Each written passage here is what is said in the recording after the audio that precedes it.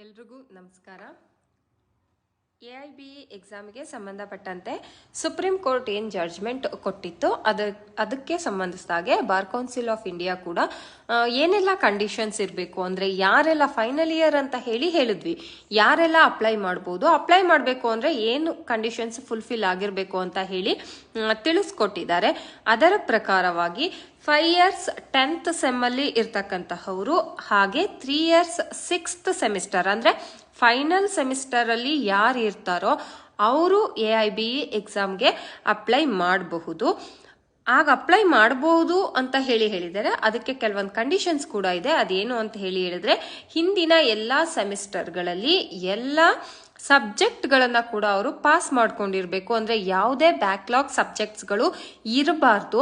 ಅವರು ಮಾತ್ರ ಈ ಒಂದು ಪರೀಕ್ಷೆಗೆ ಅಪ್ಲೈ ಮಾಡ್ಲಿಕ್ಕೆ ಅಥವಾ ಬರೀಲಿಕ್ಕೆ ಅರ್ಹರು ಅಂತ ಹೇಳಿದ್ದಾರೆ. ಯಾಕೆ ಅಂತ ಹೇಳಿದ್ರೆ, ಎಲ್ಲಾ ಸೆಮಿಸ್ಟರ್ ಅಲ್ಲಿ ಕೆಲವೊಂದು ಸಬ್ಜೆಕ್ಟ್ಸ್ ನ ಬ್ಯಾಕ್ಲಾಗ್ ಇಟ್ಕೊಂಡು ನಾನು ಫೈನಲ್ ಇಯರ್ ಅಂತ ಹೇಳಿ AIBE ಎಕ್ಸಾಮಿಗೆ ಅಪ್ಲೈ ಮಾಡ್ಲಿಕ್ಕೆ ಬರೋದಿಲ್ಲ. ಹಾಗೆ ಎನ್ರೋಲ್ಮೆಂಟ್ ಇನ್ನು ಯಾರೆಲ್ಲ ಆಗಿಲ್ಲ, ಎಲ್ಲ ಲಾ ಡಿಗ್ರಿ ಅಥವಾ ಲಾ ಸೆಮಿಸ್ಟರ್ ಗಳನ್ನ ಕಂಪ್ಲೀಟ್ ಮಾಡ್ಕೊಂಡಿದ್ದಾರೆ, ಅವರು ಕೂಡ ಈ ಒಂದು AIBE ಎಕ್ಸಾಮ್ ಅನ್ನ ತಗೋಬಹುದು. ಇದಿಷ್ಟು AIBE ಎಕ್ಸಾಮ್ ನ ಬರೀಲಿಕ್ಕೆ ಇರ್ತಕ್ಕಂತಹ ಕಂಡೀಷನ್ಸ್. ಕೆಲವೊಂದು ಸೆಲ್ಫ್ ಅಟೆಸ್ಟೆಡ್ ಫಾರ್ಮ್ಸ್ ಕೂಡ ಅವರು ಕೊಟ್ಟಿದ್ದಾರೆ.